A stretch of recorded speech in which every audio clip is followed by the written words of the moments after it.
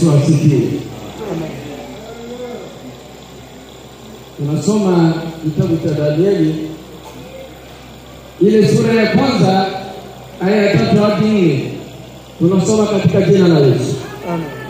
Mfalme akamwambia Ashpenazi, mkuu wa matowashi wake, awalete baadhi ya wana wa Israeli wa uzao wa kifalme na uzao wa kiungwana, vijana wasio na mawaa, wazuri wa uso, wajuzi wa hekima, werevu kwa sababu ya maarifa yao, wenye kufahamu elimu, watakaoweza kusimama katika jumba la mfalme.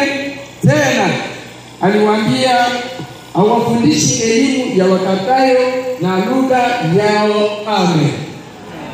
Bwana Yesu asifiwe.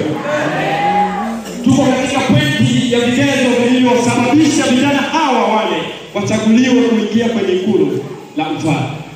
Asubuhi tulisema walikuwa wazuri wa uso, na tulieleza mambo mengi kuhusu urembo. Tukasema kwamba inaweza ikawa njia ya kumletea mtu heshima, na tuliona namna gani walio wa Kristo ambavyo Mungu anavyowapa nini heshima. Unaweza ukawa hauna uso mzuri, lakini Mungu akakupa heshima, maana Mungu anawapa heshima wale wanaomcha. Bwana Yesu asifiwe. Tulisema habari za kutokuwa na mawaha. Waliangaliwa wasiwe na vilema, wasiwe na kasoro ya mwili, lakini kwa habari za kiroho ni kwamba tunahitajika sisi tuwe watakatifu, watu wasio na dhambi. Ndiyo maana ya kutokuwa na mawaha kwa njia ya kiroho. Tuliona pia wana wa uzao wa kifalme kiasili na kimazingira au wakati wa ukoo. Hawa walitokea katika nyumba ya kifalme, maana walikuwa wana wa ukoo wa Yuda. Lakini kwetu sisi tu wana wa ufalme, maana tumeyakubali maneno ya Mungu na kuyashika. Hilo ndilo Yesu alilosema kwamba wana wa ufalme ni wale wanaosikia maneno ya Mungu, yaani mbegu njema. Bwana Yesu asifiwe. Lakini vigezo viko vingine hapa. Hebu tuingilie kigezo. Ilibidi wawe wenye elimu na hekima. Waliochaguliwa wawe wenye elimu na hekima.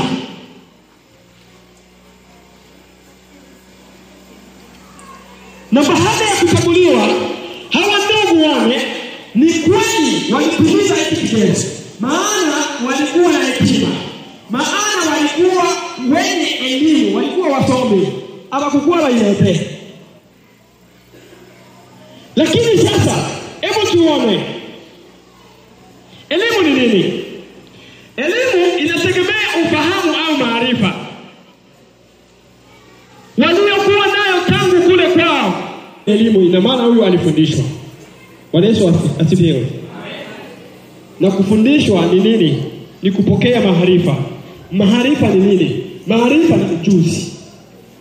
Mtu anaweza akapokea maarifa kwa sababu ya kuwatunza watu. Kama mimi ni mganga, nina maarifa ya kuwatunza watu. Mwingine anaweza akafundishwa ualimu, ana maarifa ya kufundisha watoto. Mwingine anaweza kufundishwa kuwasale. Mwingine anaweza kufundishwa elimu mbalimbali, kuseremala na mambo mengine. Ule ujuzi unaofundishwa ndio maarifa. Kwa hiyo hawa ndugu walikuwa na elimu, maana walikuwa na maarifa mbalimbali. Bwana Yesu asifiwe.